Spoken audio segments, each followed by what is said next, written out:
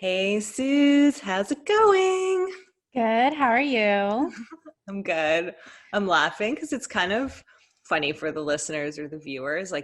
We do have a conversation before we say hello to one another, Hmm. but it feels expected that people greet each other in a podcast episode, but it's always so funny. It's like, what do you say? How do you greet them? You already greeted them when you Yeah, jumped we're just on. saying hi again. It's like a reality show where they make you like film the natural experience like again for the camera, you know? They say Yes. hi, but then they film each other coming into the house and saying hi again. Yeah. I never actually thought about that part, but do you know what actually drives me nuts with, I don't know why it bothers me, but with reality TV? So, have you ever watched Big Brother or anything really? The I Bachelor? yeah, like I am watching The Bachelorette Okay, right okay, now. okay.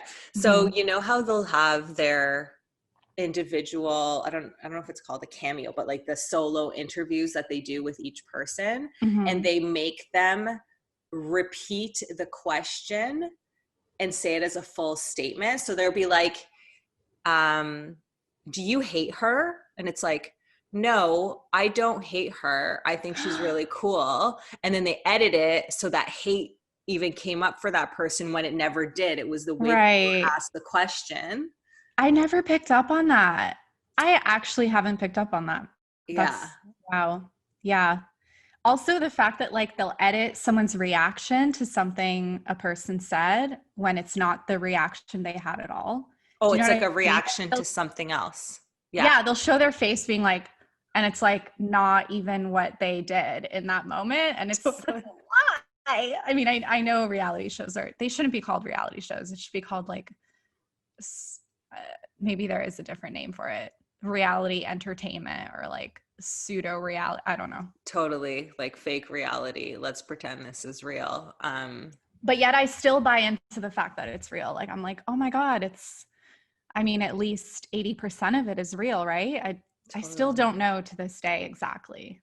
Have you, yeah, I don't know either. I feel like we need to talk to reality TV producers. Do you know that I was invited multiple times this year to be on a reality TV show? Seriously? Yeah. One specific show reached Oh, out oh my or God. Yeah, through different, I guess they have different like casting agents. By the way, you might actually want to be on the show. It's about, it's actually kind of fucked up. So the first person that reached out to me said it's a show for divorcees, oh my God. like, just divorcees, whatever. They didn't give me a lot of information. And they're like, oh, you're in Canada. Like, sorry, you can't be a part of it. Then I had someone else reach out to me about it again, didn't give me much more information. I'm like, hey, I'm Canadian. And like, no. A Wow. third person recently reached out to me and gave me more information on the show. They said they're getting divorced. I don't remember if it's like men and women, but like, I think it's women, divorcees, all living on the same street and then having their exes live on the same street as Oh my them. God, no. No. Yeah. That's a nightmare. I mean, like, my ex and I are on really good terms, but I feel like he would also never agree to that. And it would just be, wow, that's just, wow. I know. And I feel like Wow. they may bring in multiple exes, and I know. And I'm like, that My face sounds right now. terrible. Mm-mm. Living on a street with all your exes living on the same, like, I would not leave my house or I would leave my house with my whole face covered. Like, wow, that would be. I need to see this show. It must have aired by now, right? No, because this was all really recent. Totally in the works. Yeah, they're still casting. I'm sure it's not the Wow, easiest to find people whose exes also are willing to come on the show, and they pay you. It's a paid gig. that's crazy. Yeah. Hey, I So, mean, I'll read about it. Who knows? well, they said if you legit want to be on the show, or if anybody watching or listening wants to be on the show, they did ask me for referrals. So let me know, Oh and my you could be on God. this wonderful show and live on the same street as your exes. It's a dream come true. Really. That's exactly what I want. Exactly. I just want to move backwards in time and relive all my relationships and like have cyclical conversations with them that never end and drudge up like old pain. Yeah, sounds really healthy. It also just kind Yeah. of sounds like what we're all doing anyways, just in our Yeah. heads. Yeah. Exactly. We're just gonna do it in real life. But if they let you be on it, would you do it? Or No. are you declining it? Yeah. No, I declined it. I'm like, Yeah. at first I was like, okay, sure. I was entertaining the idea. Like, okay, I'm open to things that come to me in life, in the universe. Like, I Mm-hmm. actually have the flexibility that I could do something like this. And like the more well, obviously they said no right off the bat, but the more I think about it, I'm like, this is so out of alignment with who I am as a person in general to Mm-hmm. be on a reality TV show and the work that I do. Oh, and And like you'd have to sit in that solo interview and like talk shit. You know what I mean? Like they would drudge exactly. it. They would lower us to our like 3D selves being like, you know? Totally. It wouldn't be, they wouldn't allow a contestant that's just like, I'm at peace with my exes. Like, it's all good. You know what I Yeah. mean? Not Well, that we're there, but yeah.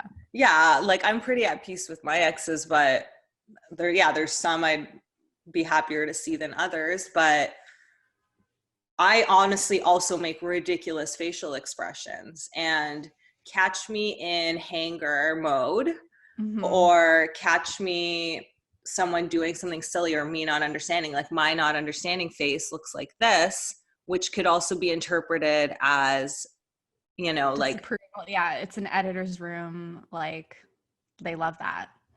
Um, totally. yeah, I can't.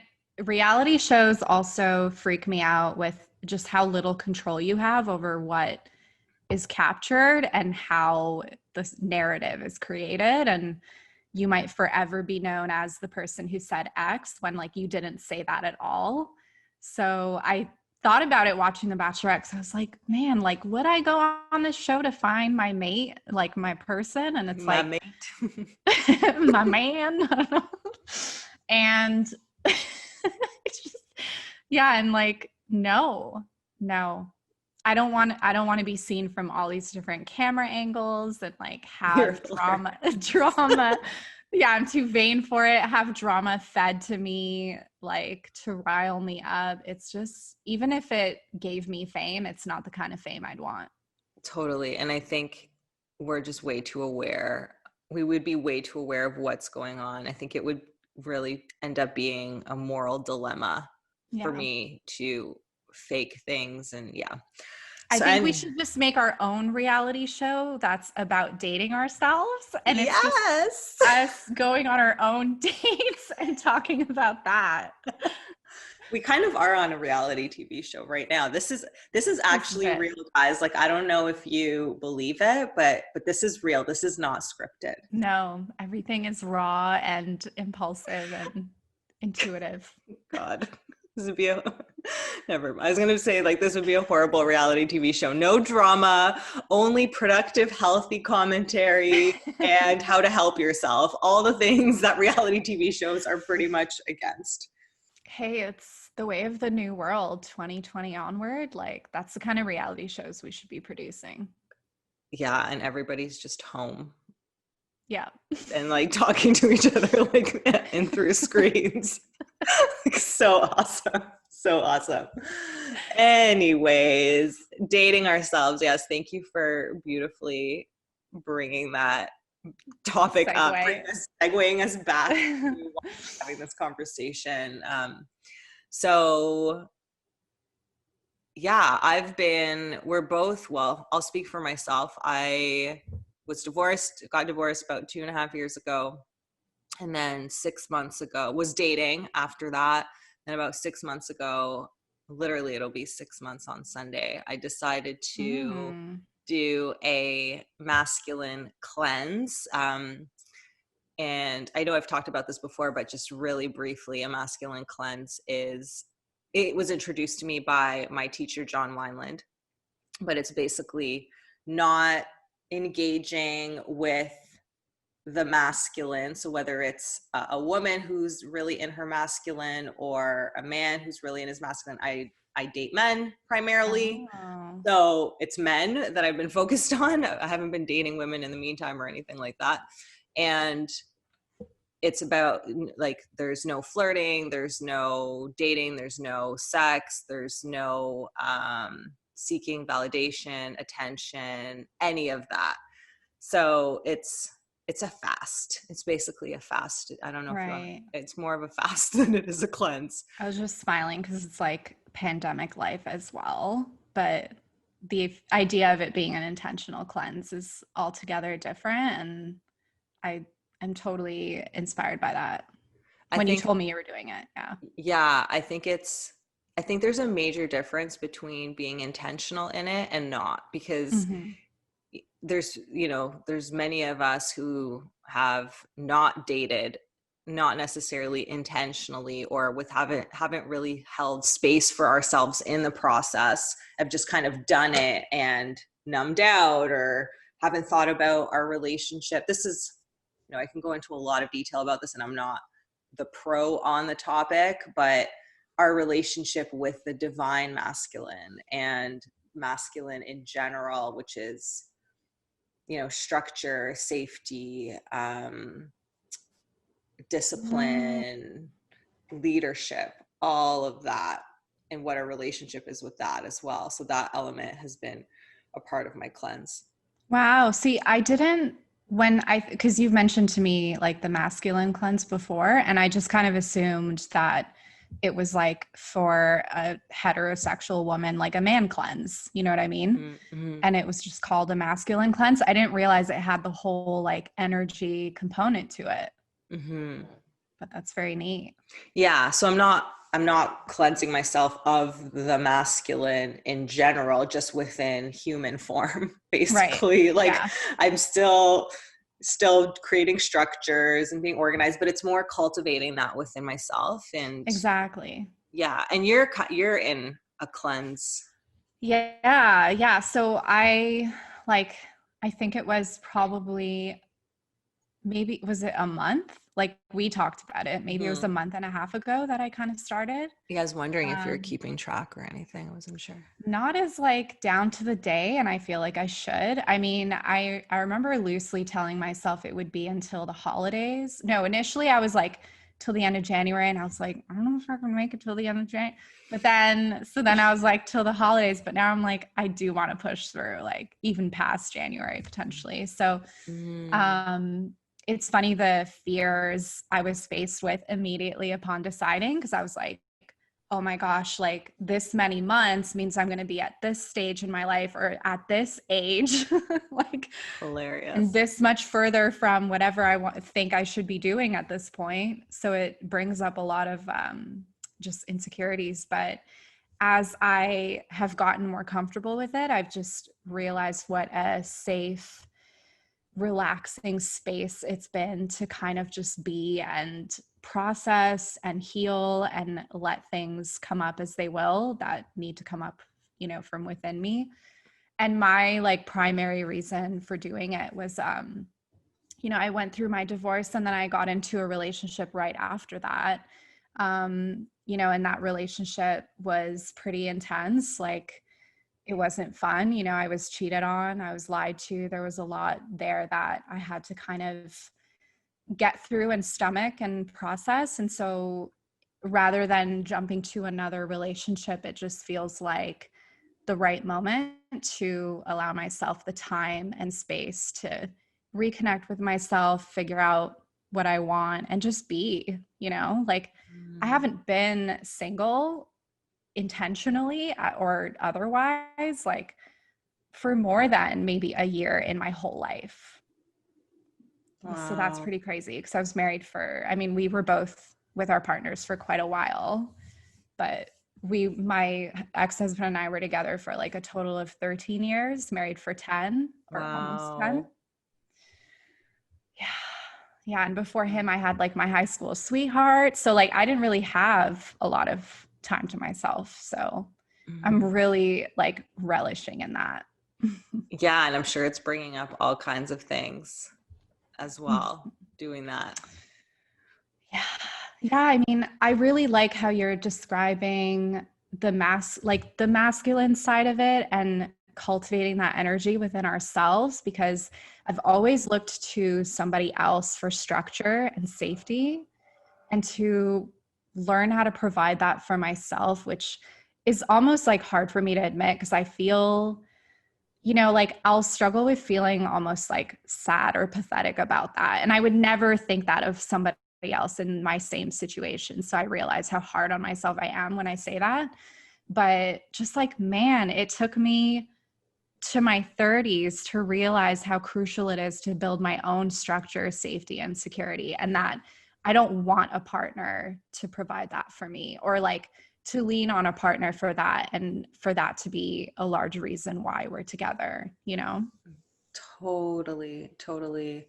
Yeah. And the reason I decided to do it was because I noticed that I was looking to men for something. I was looking to them for validation, for attention, for Mm-hmm. safety as well. And like there was almost like this idea in the back of my head that it would just be so ideal if a wealthy partner, like guy, came along and just took care of me so I didn't have to worry about things anymore. And I noticed Mm-hmm. when I was dating, I didn't feel confident in myself. I felt like I was almost like over obsessing about them and how they were receiving things and where they were at, and no longer focusing on myself. So Yes. yeah, seeing that, it's like, that does not feel good. That is not the energy that I want to be in. And I want to feel good without needing someone there to do that Mm-hmm. for me. Yeah, exactly. Yeah. And like, in my marriage, I was like really supported and able to be myself. But I feel like over time, I just lost total sense of like who I was and what I wanted, because you think so much like a unit, or at least like I was. And I don't know, like even in small ways, I remember I'd sometimes like sit with myself and be like, what do I want to do this year? Like, where do I want to go for vacation? Or like we didn't even really plan holidays very often because we were so busy running a business and didn't prioritize a lot of that. Um, which going back, I would prioritize more, but I would just be like, I don't know where I want to go or what I want to do. Even this weekend, like if I had a choice about like, or the openness of a weekend with no plans to be like, what do I want to do? I would find myself not sure what I actually wanted to do. And that scared the shit out of me. Like, Mm-hmm. and it's different than just this indecision or like having a lot of options and choices to choose from. It's this feeling of I'm not listening to myself enough and for such a long period of time that that voice is not even coming up anymore, you know? Totally. I can really relate to that, especially when I left my corporate job and I was in a good financial place. And right away, I was focusing on my business. Like I tried to give myself some space, but there was this intense conditioning in me of being productive, even though I didn't need to. And I remember sitting there, and it took me months for this to even register for me. And I was sitting there and thinking, holy shit, I could literally do anything that I want.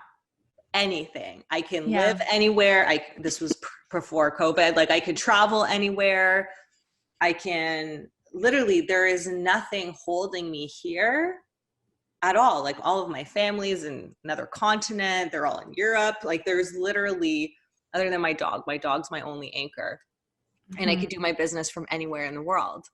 So I remember having that moment and being like, well, why am I limiting myself to what I know and what's familiar? Like, why am I just here right now? Like, is this actually what I Exactly. want? Yeah. Yeah. Oh my God. Like sinking into the familiarity is such a huge reason that it's like we don't want change, even if it's going to benefit us or speak to a truer version of us.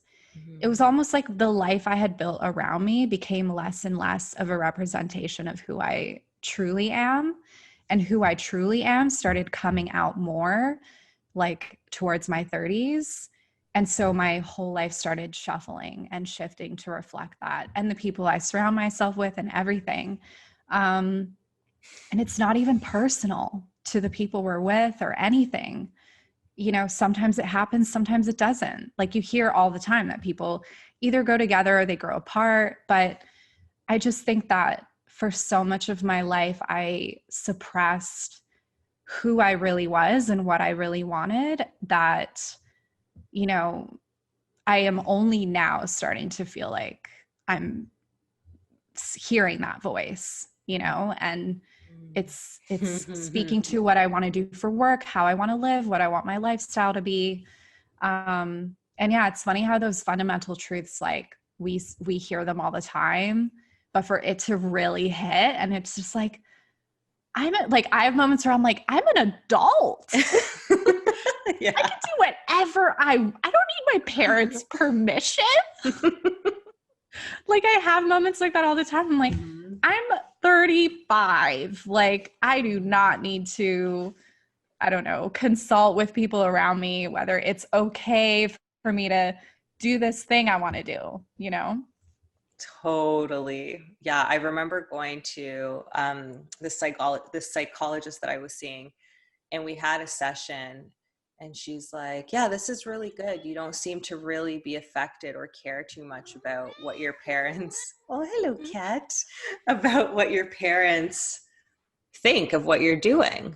Mm-hmm. I'm like, yeah. And it's funny now I think back, I'm like, I really did care about their opinion, and no offense, mom and dad, but I tell them my decisions after they're made now.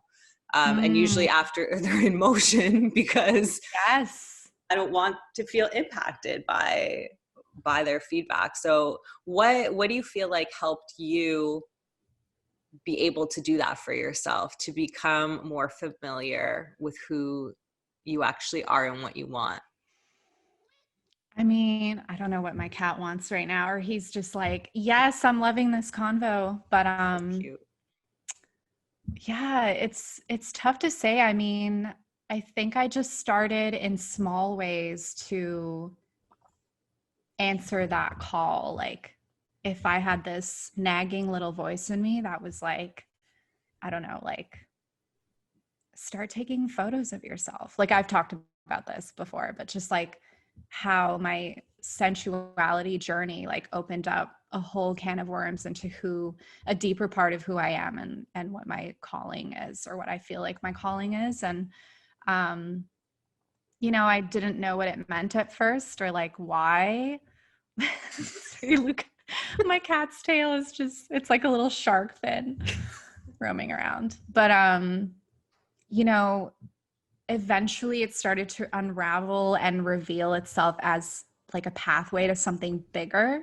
So I think it's kind of like you have to train yourself to hear that little voice and then answer its small asks first. And then it starts to come alive like over time. And then it gets louder, and then the asks get bigger, and you're like, holy shit, you want me to do what? You know? Totally. And honestly, I think that part of it was meditating. I know that meditation is like, we speak about it so much in general, and it's hard to know exactly what it is nowadays, but for me, just sitting with yourself and reflecting and getting to know the you that's beneath everything. You know, that little voice inside is our soul, our intuition, and like learning to connect with that is such an important part of it. And then honestly, it just drove things like insights and things that started to come into my consciousness as, you know, things I needed to change, things I wasn't happy with anymore, things that were pretty hard to face, but small things too. So yeah. Yeah, it's funny because I literally posted something on Instagram about taking small steps towards yourself is where love will find you. And Mm-hmm. it literally is in the small steps. It's the small actions. Not everybody's going to, flip a switch and go do these big, bold changes out of Totally. nowhere, right? Some Yeah. people do. I've definitely gone more in that direction because for me, I look to fear to guide me as to what I should do next. Mm. But there was definitely smaller steps and actions that I took to build me up to that point where now it's like I could go from one big decision to another big decision because I trust the process. Yeah. Right. Oh, and sometimes it is a big thing. Like, I mean, for you to move across the country, like it was just you had a knowing, like you had a calling and it kept showing up, right? And I think sometimes it's maybe like a dream or want that we've always had that we've spent a lot of our lives hiding or suppressing. Maybe there's a part like if I wanted to go live in some part of the world, but I just never thought that was possible or allowed myself to think it was possible, I'll have spent most of my life shutting that down in my psyche, just being like, no, cancel, but that's the kind of thought where it's like, if it keeps coming back, there's a reason I'm being called there. And with your experience, like you've come to this beautiful mountainous place that is serving who you need to be right now.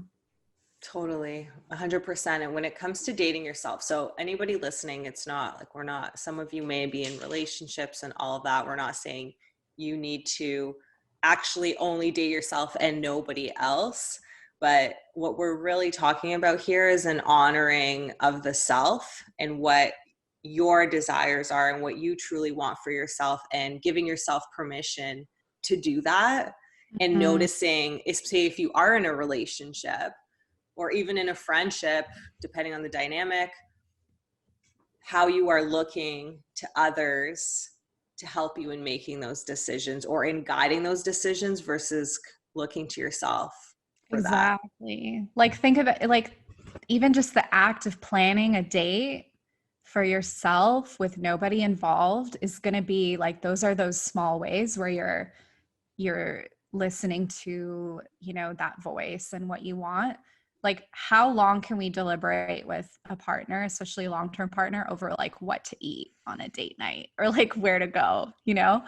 And when it's completely you and up to yourself, it's again, like I have those existential thoughts too. Like I can order whatever food I want, you know, I can have whatever cuisine I want. What do I feel like right now? And there's nobody else being like, well, I want to eat this, which there's a beauty to that compromise too. But this is like when you're really just honoring yourself and what you want. Yeah. Totally. And it doesn't always have to be a compromise, right? So even when Mm-hmm. you are with someone, now my dog wants to make an appearance, but Our animals are just they want all about it today. So if you want to see our animals, watch the video version of this on YouTube.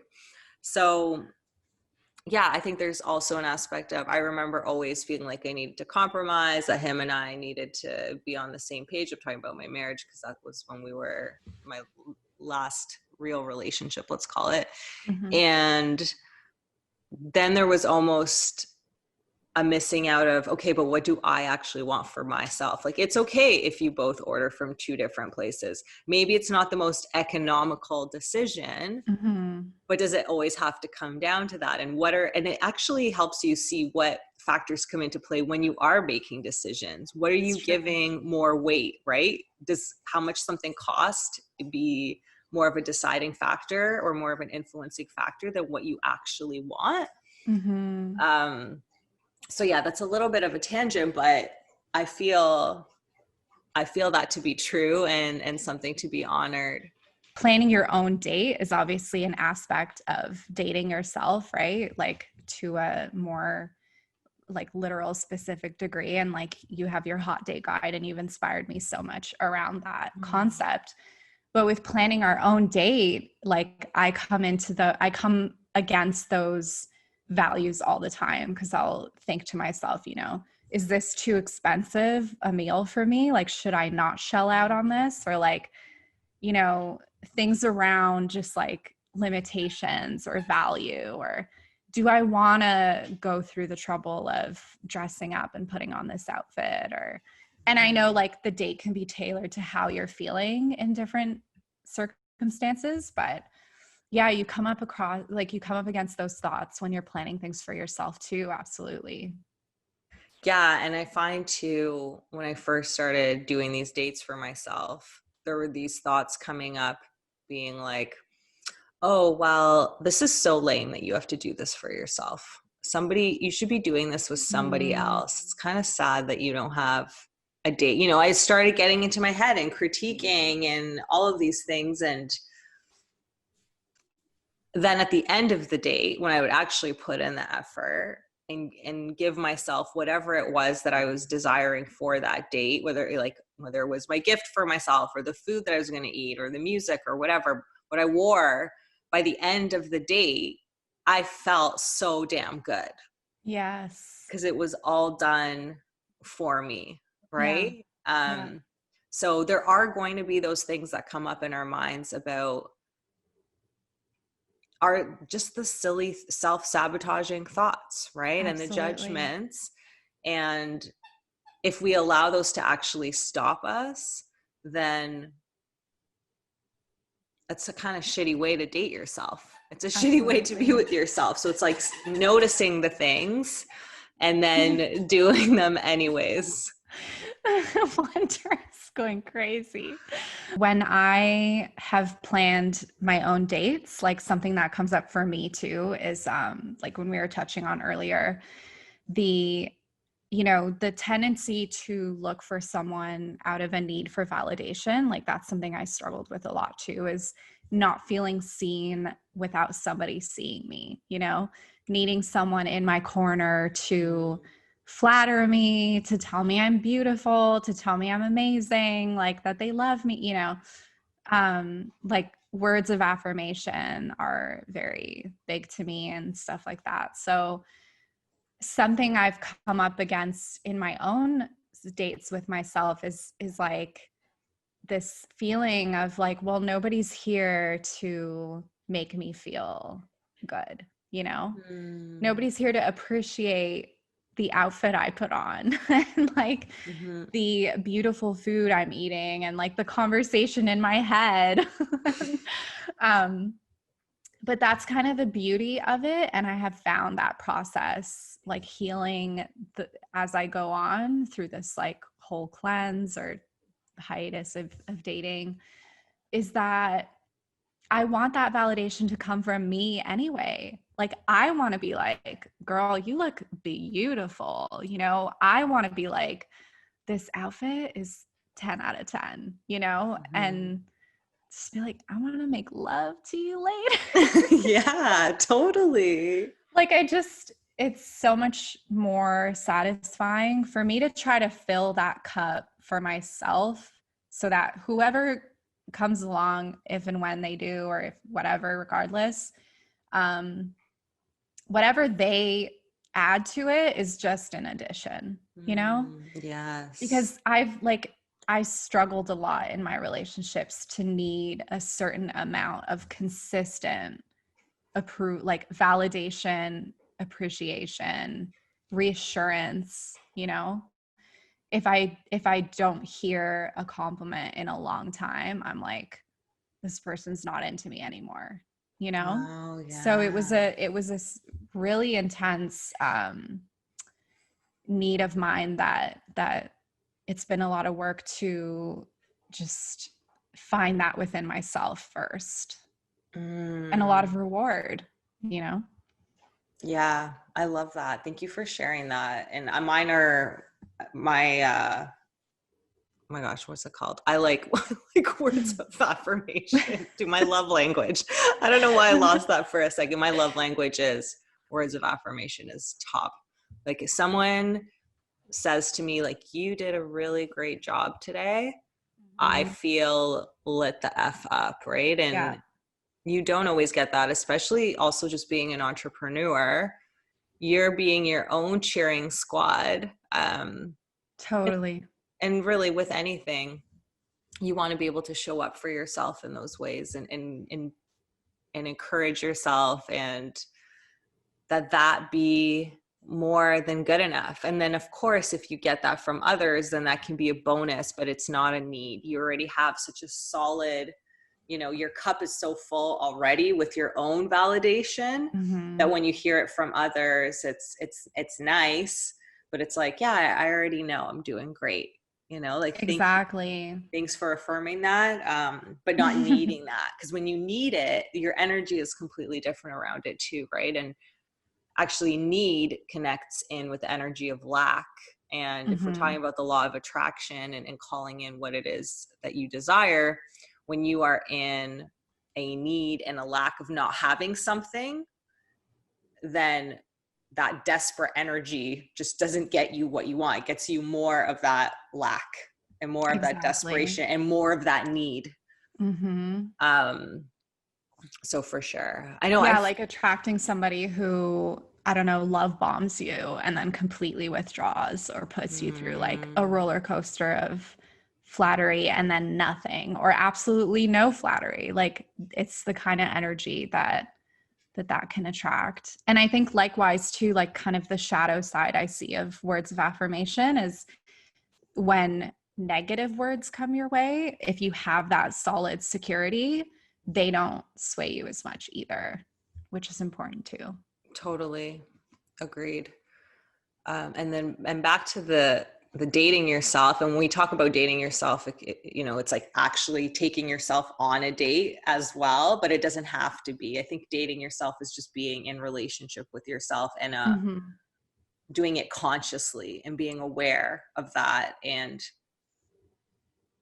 some of the ways that we even speak to ourselves, we would never allow someone else to speak to us, but it's like, why do we allow ourselves to do the same thing? So it's Mm-hmm. just that awareness of, if you think about, if you reframe I'm stuck with myself to I'm in relation with myself, or I'm in Mm-hmm. relationship with myself, that already gives a different energy to how you may engage with yourself and the things that you do, and the things that you allow and create space for.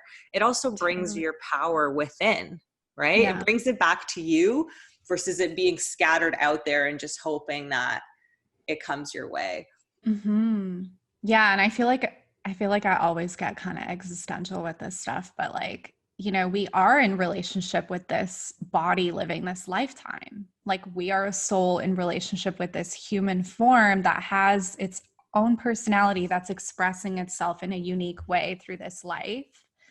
Um, and we chose that, so why wouldn't we work on building that relationship to be our like primary, most nurturing and fulfilling relationship? And it's helpful to have like support around you. Like I have, we've done it for each other, and I have friends who like we catch each other in those moments where we're being really hard on ourselves, or we're Mhm. saying something that's like, hey, like you're being really mean to yourself right now, or like you wouldn't say this to a friend in the same situation, so why are you saying it to you? Totally. Yeah, and that also just makes me think of relationships, right? I feel like I was pretty hard on my exes in general, had some pretty high expectations, but those were all just a reflection of my relationship with myself and the high Mm-hmm. expectations I had of me, right? So if you're not sure what your dynamic is with your own self, like look at what your dynamic is with your partner. What are you Right. annoyed with them about, or frustrated with them about, or complain about them?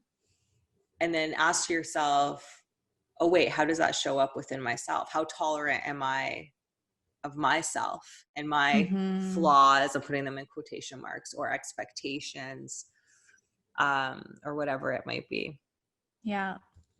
Yeah. And I'm curious too, I mean, how do you deal with the aspect of, you know missing, like trying to provide the intimacy and connection that you crave with somebody for yourself. Because I think like, you know, we go through periods even like hormonally and physically where we're like really wanting some physical connection. Mm-hmm.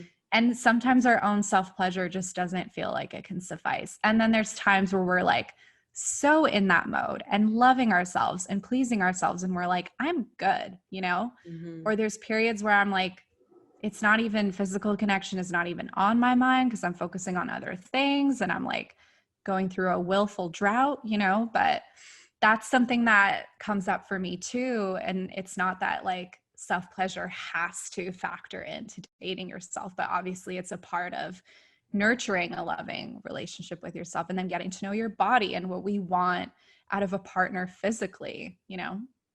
Totally. So are you asking me? Yeah, Because I feel like you just yeah, I want answered to your know. question. Yeah, I mean, I want to know like what your experience with that is or how. And when you say intimacy, you mean sexually specifically? Because there's a Mhm. difference for me too. Okay. I guess like you can touch on both as they Yeah. both relate. I feel like I do have like a really so now that I'm 6 months into this cleanse, right? So I have not Mhm. had any kind of sex with anybody. The Mhm. most I've had in terms of physical touch with like a man is hugging a friend's husband. And at my CrossFit gym, they fix them adjusting my form a little bit. Like that's literally the extent of it. Even my massage therapists, my physio, like everyone's female. Mhm. So there really hasn't been that much interaction. I feel like I have such a deeply intimate relationship with myself now. I adore sitting there and journaling and just being with my own Mm. thoughts, with my own existence. Like I also I feel like a really beautiful way to create intimacy, and it can be sexual intimacy as well, is through touch, right?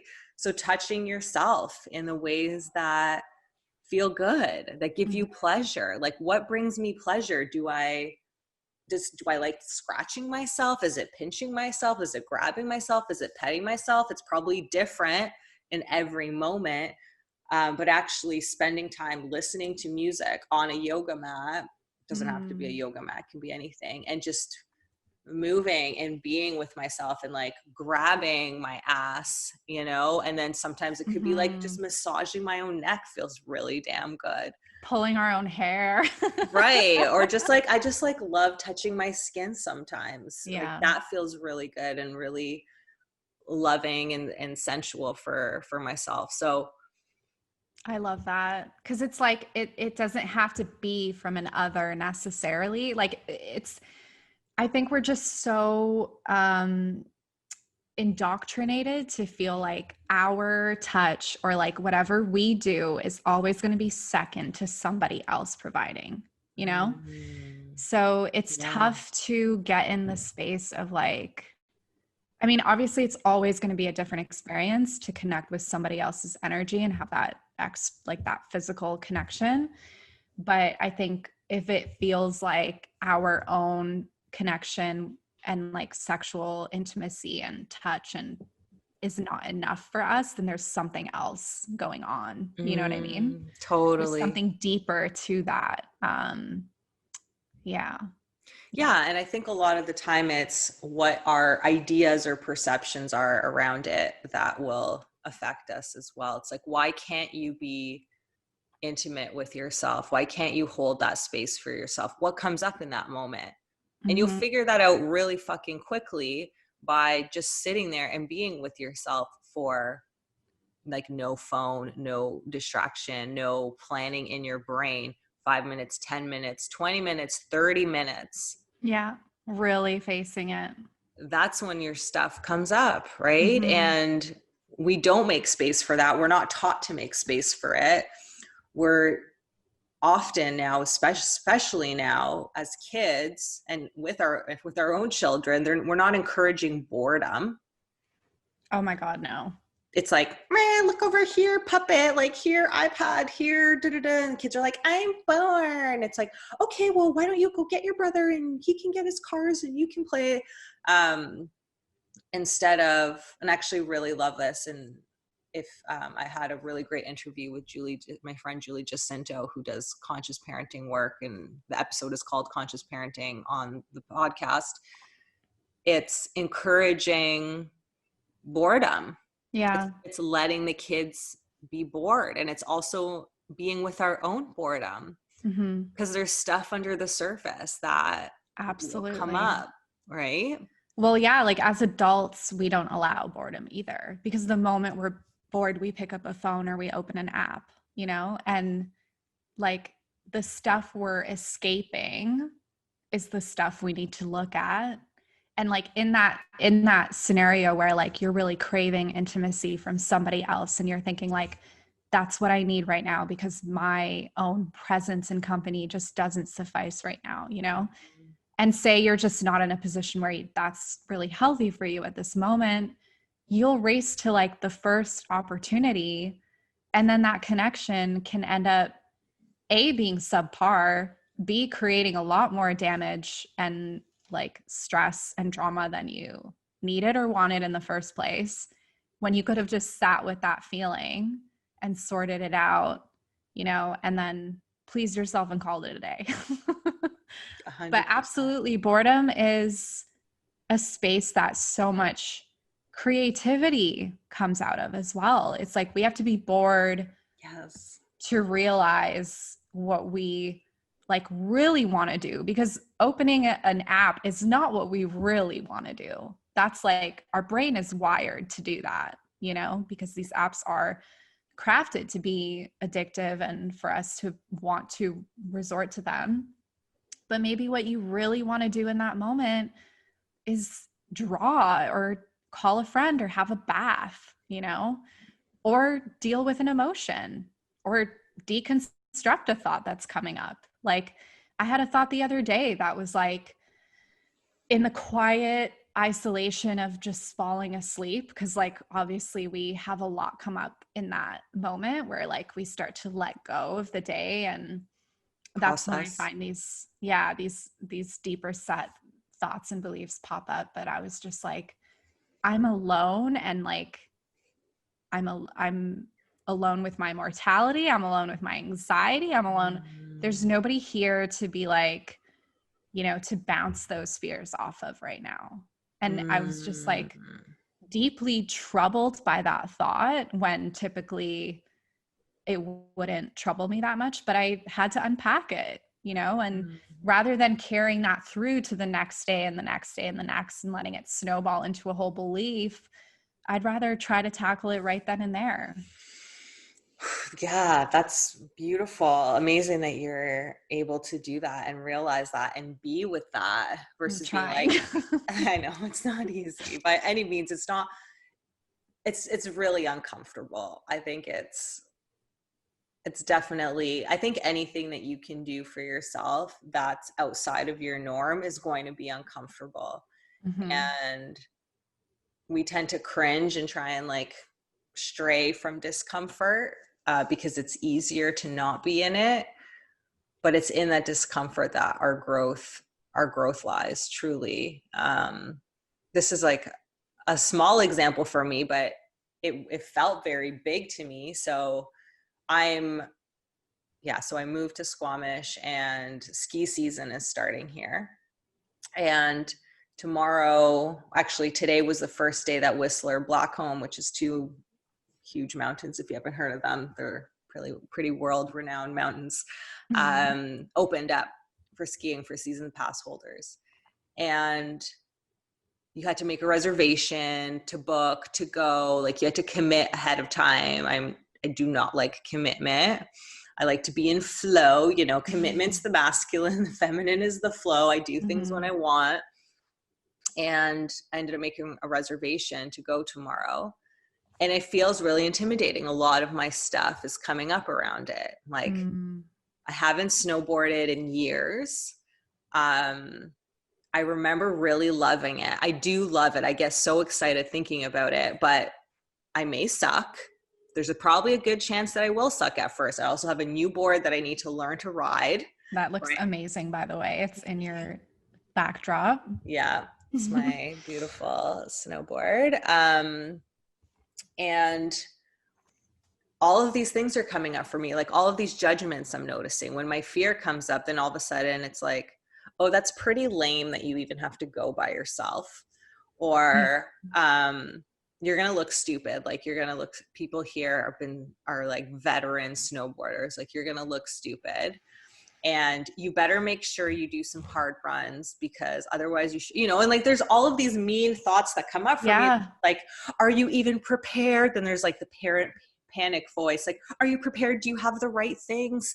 Like, what if you hurt yourself? What if you snowboard over a rock and ruin your snowboard? Like, and then there's that crazy voice, and it's all of these things come up. And really what helped me, and I actually wrote a post about this yesterday, was coming back to, okay, what are these fears? What are these thoughts that I'm having? And then how can I actually support myself in the process? Mm-hmm. And consistently, though, still checking in with myself with, am I doing this because it feels like something that I have to do? Like, I moved here and I should be snowboarding. I should go as soon as possible. Or is it something that I authentically want to do? And I can change my mind. I have the fullest permission that I've given myself that I can change my mind anytime. I don't have to go tomorrow. If I wake up tomorrow and really am not feeling it, then I will not go. You're in total control. I just fullest permission to do what I want.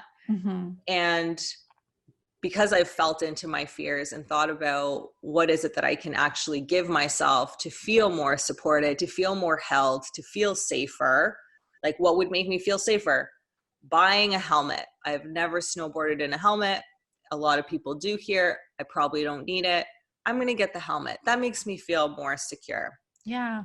Then there was like my goggles. I have like old school retro goggles. I'm like, you know what? I'm going to feel more confident if my goggles look like everybody else's goggles. I know this doesn't matter in the grand scheme of things, but the little insecure teenager in me or kid in me, it matters for her, like doing those things, not overthinking it. Yeah. And taking care of ourselves. So this is also what dating yourself is. It's honoring whatever you need, whatever comes up, no matter how silly it might seem to you or how unjustifiable it might mean or it might seem. And I'm so excited, and I'm going to feel so good afterwards. I already know. Oh my God. Yeah. Yeah. I mean, you're doing something amazing that you want to do and you're excited about, but we have this like, ability to hijack our wants and desires and experiences like that. But it's really cool that you can kind of like take apart the things that you can do something about to make it easier for you. It's kind of like, why wouldn't you dress warm just to make sure that you're not going to be cold, or like things that will just make you feel, taken care of for the day so that you're quieting most of those thoughts, right? Whereas the other thoughts about how like lame you're going to look or how bad you're going to snowboard, like imagine, it's like for that moment, I just imagine someone saying that to me and I'd be like, get the fuck out of my house. Like, don't talk to me like that, Right. But we would hopefully accept no friend who would say that kind of thing. Like if I called you up today and was like, Maria, you're going to look really lame. Yeah. You should be really really in your goggles. You should not wear those retro goggles because people will judge you. Yeah. Can you imagine? But I really come up with this if I'm going out alone too. I still struggle quite a bit with being out alone for like dinner or a drink, which is not as, wholly applicable during this pandemic right now, but that's something I have a really hard time doing. And the whole time I'm sitting there, I'm just like, look at your phone. Don't look at your phone. Like everyone's wondering if somebody stood you up or you're waiting for, like so many things go through my head. And by the end of it, I do feel like I've accomplished something really big. And, you know, there's steps to it, right? Like I imagine by the 10th time I go out by myself, I'll have started to master it. Whereas the first time it was just, I was like sweating. I was like texting with someone the whole time just to feel like somebody was still there. I felt like everybody was watching me and like nobody is. You know? Totally. Totally. Yeah. Yeah. When I got here to Squamish, I think a couple weeks in, I was like, hey, I'm going to take myself on a date. I did a poll. Everyone's like, go out versus go in. I'm like, okay, I'm going to go in so versus stay in. I'm like, hey, I'm going to go out. Went to like the nicest restaurant that they have here. Got dressed up to the nines. Also weird for a very adventure town where people don't dress up. Like nobody wears heels here. And, went to this restaurant and sat there on my own, eating my meal and enjoying it. And still, yeah, of course, like I noticed the voices would come up being like, yeah, people are going to notice that you're by yourself. People are probably going to try and figure out your story and might judge you or whatever it is. And I'm really noticing, to be honest with you, because I've had so much time being by myself, which is something I used to be terrified of. Mm-hmm. I kind of prefer it. Yeah. Because you know what it is? It's when I'm by myself, I feel like I can appreciate things so much more because I'm way more present. Mm-hmm. Whereas I still love doing things with friends. Like I love the company, I love the dynamic, but things get lost. Yeah. It actually feels less intimate in some ways at times to be sharing a meal and having a conversation. If we're like blah, blah, blah, blah, blah, and eating, like I'm not tasting my food as much versus Absolutely. when I'm there by myself and it's like, like every bite is such a gift. So Yeah.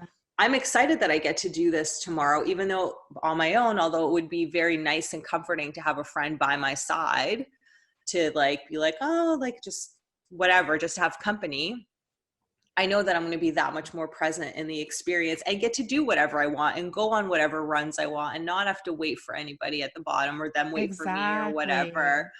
Like, that sounds Yes. pretty effing awesome, right? Yeah, it's a completely different experience and a different kind of fun. And you're right. Like you have ultimate freedom and control when you're by yourself. You can stop in the middle of the slope and stare at the view. Totally. Don't have to explain it to anybody, you know? Exactly. Make Like, snow angels. Yeah. yeah, I really, really love looking at it that way. And it's true. Like when I've been able to, and I find that those thoughts dissipate after a while, you know, it's like you give Mm-hmm. yourself, it's like stepping into a cold pool of water. Like you give yourself time to acclimate Mm-hmm. because like the few times I've been out alone, it's like once I get into it and like, not that you have to have a drink, but like I've had started, enjoying my glass of wine and then I just start to be like, this is cool, you know? Um, and you really come into the presence of it. And you're right. Like you can fully focus. Your attention is undivided on anything you want. And that's Totally. special. And also, I feel like it also shifts. It shifts from maybe not all the time, but like it'll shift from, oh, people are looking at me, I feel insecure. And then it's like, an hour's passed and you're still by yourself and you're eating your food and you're ordering what you want and you're enjoying yourself. And then it shifts to like, I'm a fucking badass. Yes. Like, look at me here, sitting here confidently, enjoying my own company, eating this Yeah. meal. And then the energy totally shifts too. And you feel amazing. Yeah. And then someone feels that energy, approaches you, and you're like, no, I'm good. Like, I'm enjoying my own company. Thank you. You know, like the Totally. thing you think you want, which is like company in that moment that your brain is telling you like Mm, is the better alternative. When faced with it, you're actually like, no, I'm here to be alone, you know? yeah, Um, totally. and it's a Totally. beautiful thing. Yeah, it's super inspiring. I love that. And I've loved that about living alone and being on my own for the first time in my life, you know, and just like there's nights where maybe I am succumbing to more like destructive thoughts, but then there's nights where I'm literally just like, I can do whatever I want in this place right now. I can be wearing whatever. And you know, you want to feel that way if someone's with you too, but there's just like, there's such a freedom and liberation in what I can do by myself. And I think that's why, like, in relationship, it's crucial to get time to yourself as well, like time Exactly. by yourself in your home and have that space to enjoy an experience and be with yourself too. Totally. Making space for that 100%. And it's just prioritizing it and saying, I'm worth this. I'm worth the effort. Let's do it. Mm-hmm.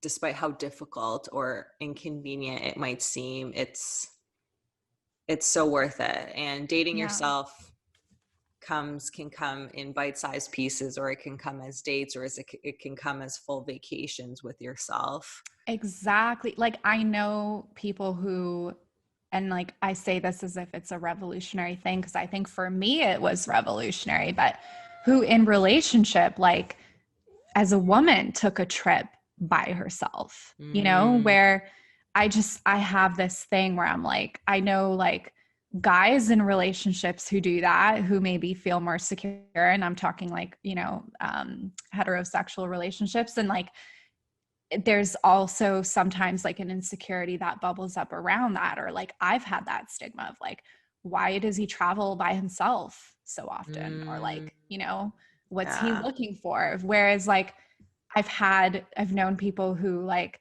as women in the relationship, go out and go on a solo trip, and it's like, I'm like, yes girl, do you know, but like I'm not Totally. saying that the other way around. So that just Totally. goes to show some like things I have to sort through. But yeah, it's a beautiful thing. Like I've never had the balls to take a trip by myself, like in a relationship or not. And I've never done it, like a big trip completely alone. And it's something I've thought about, like when, you know, when we can travel again, like I would love to go to like Iceland alone, you know? Totally. I highly recommend it. I ended up going to Australia for 3 weeks. Probably probably like 7 to 8 months after my separation. And that was my first time. I had traveled alone for work and things like that, but that was like my first vacation. Mm-hmm. And it was so liberating and so confidence boosting, being like, I can travel across the world and still be okay. Like, Yeah. that felt really good. And then of course, you know, you build from that, and it can start with like just taking a few hours to yourself, or doing a spa day and night, or maybe the spa is a very privileged thing to say, but it could be anything. Camping, it could be whatever you might be into. Yeah. Even going like for one, like I've thought about it, like starting with just like one night somewhere, like in another town, just rent a little cabin, or go to a hotel, like a staycation, but by yourself, you know? Totally. It's pretty sweet to just lie in your hotel room and do whatever you want in it and know that it's all yours. Don't have to worry about anybody else's stuff and what their needs are. It's kind of the nice thing about. Sorry, I cut you No, off. go ahead. I was just gonna say, my thing in a hotel room every time is like room service, order fries. Even if they're $20, I have to get fries. There's something about like eating fries in bed in a hotel, because they always make it fancy, but it's like the thing I want to eat the most in that moment. Totally. I love eating in hotel beds. Mm-hmm. I don't love doing it in my own beds at home, because I have to, like, actually sounds pretty, this is again also very a privileged thing to say, but like I just don't want to deal with the mess of it and crumbs. Whereas like in a hotel, I mean, the it's part of sheets the will get changed. service. It's part of the service. If you have Yeah. 2 beds, you can switch to the other bed. Just make a mess in one bed, Yeah. sleep in the other. My ex and I used to have like one bed was the sex bed, and the other bed was like Sorry if that's gross. I love it. I love it. Keep It's not one gross like at all. pristine and keep one the other. Yeah. It's Food, gross. sex, bed. Yeah. Yeah, totally. Yeah, so I honestly can't recommend dating yourself enough. I wish I did it. Yeah, I didn't really do a whole lot of it. I wish I did it when I was in my relationship for sure. I know I will be continuing in this energy, whatever people I, invite into my life. And it really does have an impact on your relationship with yourself. Yeah. And I mean, I feel like we could do a whole episode on it, but I just want to know so much more about what your 6 months has been like and what you're feeling coming out of it, and then how it'll feel to transition out of it into opening yourself up again. And like, yeah. Ooh, that's definitely a good topic to bring up in another episode, because there'll be a lot of that. So Sunday's the final day, so I'm going to honor it in some way. Probably do just a really amazing day of me. And I just have this vision of me. I really enjoy food. I don't enjoy cooking food a whole lot, but I enjoy food, and I enjoy a nice glass of wine with a nice meal. And I'm really seeing Sunday being completed with, and definitely some self-pleasuring involved as well, but a delicious meal. I'm picturing fresh bread with nice butter. I just kind of want the bread and the butter and the wine. It's just bonuses. Yeah. And there will definitely be some things throughout the day and some ceremony, a ceremony that I want to hold. So I can talk about that another time. But yeah, Monday is when I'm going to be officially on the market again. Oh my gosh. And it's trippy. It's trippy to think about, and dating profiles. I'm what do I even put? There's no way I would use my old dating profile. There's been so much change and shift in myself, and also what I'm looking for in these 6 months that will come up. So we'll make sure that we make space for an update. Yeah, that would be great. I can update on my continuing. I'm 3 months behind you. Well, I have to decide, I think, on my end date. I have to decide on how long I want this timeline to be, because I'm kind of flowing with it. And I feel like that's just me hesitating to put a final date on it. Yeah, it's nice to have the structure part, right? That's also the masculine, having the start and the end date and a solid container. Yeah. Maybe I never want it to end. Maybe. And that's okay too. I don't think there's anything wrong with keeping it open-ended. I feel like having a minimum would be good. Yeah. I'm sure by the time I'm going to get to a point where I'm going to be okay, I want, I don't think I want this to go on forever. Yeah. Cause I think it does get to a point, John Wineland will actually recommend people even do it as long as a year. And I think it also gets to a point where, okay, now is your celibacy and your choice to do this a way of you protecting yourself and hiding or avoiding. So I think in the first 6 months, probably even to a year of doing this, or 3 months to 12 months, you're not really hiding.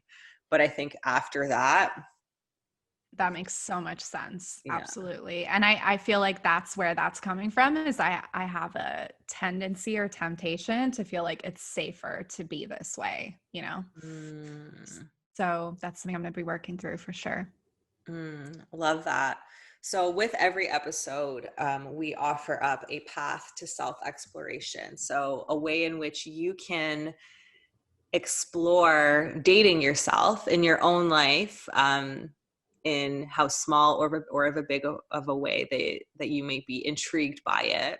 And I would say this, if you're listening or watching this episode, there's something in you that wants to date yourself on some level.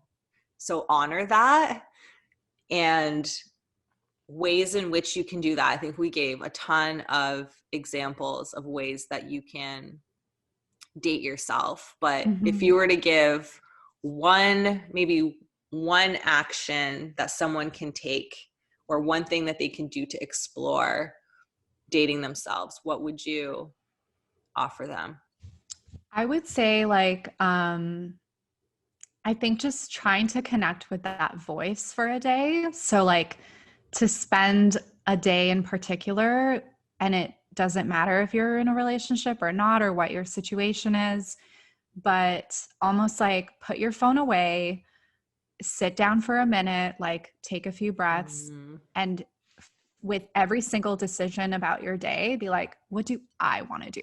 So like, what do you really want to have for breakfast? What do you really want to spend your morning doing? Like, what do you want to do in the afternoon? What do you want to do for dinner? You know, any little milestone, no matter how small, and do it like in the quiet solitude of reflection to like differentiate that voice, that, you know what I mean? To start to get to know them and be like, okay, like this is what I'm going to do, and do it at all costs. I know, I love that. I think it's even, you can even set a reminder in your phone that goes off every Mm-hmm. hour. And hey, if you are in the middle of a meeting and you feel like you really need to go to sleep, like maybe honor that, right? Maybe wait until the meeting's over and then, Yeah. or you can walk out of the meeting. I give you the fullest permission in that. I'm sure if you explain afterwards to your boss, listen, I wasn't really feeling well, or this was what I needed, then there would be a level of understanding with that. But yeah, and I love that. I think there's one, it's take the action, but if you don't feel like you're yet even ready to take the action, just do the reflection Mm-hmm. and take notice of what you actually do, right? So Yeah. it's, you connect with, oh, I really want a bagel with cream cheese right now. But the action you take is, oh, but I'm going to eat my oatmeal because that's the right thing to do. Or that's, Mm-hmm. so it's like giving yourself a space to also, even if you just jot the notes in your phone, or you can put them in a journal or a notepad or whatever, just to become aware of what, asking yourself, what do I want? And then, are you giving yourself that? Are you not? Are you Yeah, sometimes? What thoughts come up in the process? exactly. What are the reasons why you're not? And yeah, I think that it's a great thing to do, and start to get back in touch with that part of yourself as a start. Totally. And I'm gonna talk about actually taking yourself on a date, whether you use, like, I have the guide that I created, if you can choose to use that or not. If you don't want that additional guidance, you can do it on your own, and just put in the effort, plan out a date, plan out a few hours, and allow it to be as open as possible in terms of what your options are, and feel into what would bring you joy. What would you have typically wanted your boyfriend to do for you instead, or your girlfriend, or your, husband, partner? Um, do it for yourself and Mm-hmm. give yourself the space for, and just commit, put it in your calendar and say, Saturday, whatever date, I'm going to do this, and go for it and see how you feel afterwards.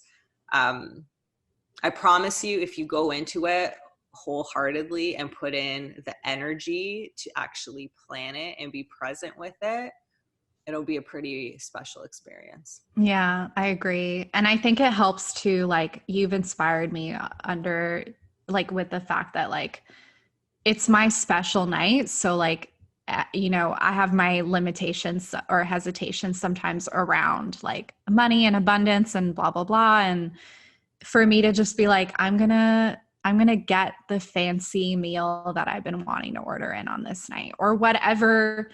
Like, that's where listening to that voice comes into play, because maybe you feel like something more nurturing and homemade, or, like, it can completely change the experience of the day. And I've loved seeing you go through your dates and like document and show them. I don't know if you have like do you have a highlight I think I showing do, your last actually. one? Mm-hmm. Yeah. Yeah, I I do. have one on my account too. So you could see like two examples of us doing it in Yeah. our own ways. Yeah, I love that. Awesome. Well, thank you. This was such a great conversation. I hope this inspires you as the listeners to take these gestures for yourself. You are so deserving of it. And Yes. We are here cheering you on, encouraging you wholeheartedly. And Heck yeah. yeah, and heck yeah. Heck yeah. It was such a soft encouragement. I love it. I feel like my Airbnb host says that. He'll be like, heck yeah, heck yeah. And I kind of love it. I think it's so funny. Is it a Canadian thing or just, I I don't don't know. know. I don't think I've ever said it, but I have a pretty That's what filthy mouth. now I'm just like, I should be saying hell yeah. Why did I say heck yeah? Let's try Cute. not to I love swear. it. Heck yeah. Okay. Well, on that note, was really awesome chatting with you. Let us know if you do take yourself on hot dates. Yes, like send us if you want to, like send us each, your videos or photos or like Send ideas. us each. Yeah.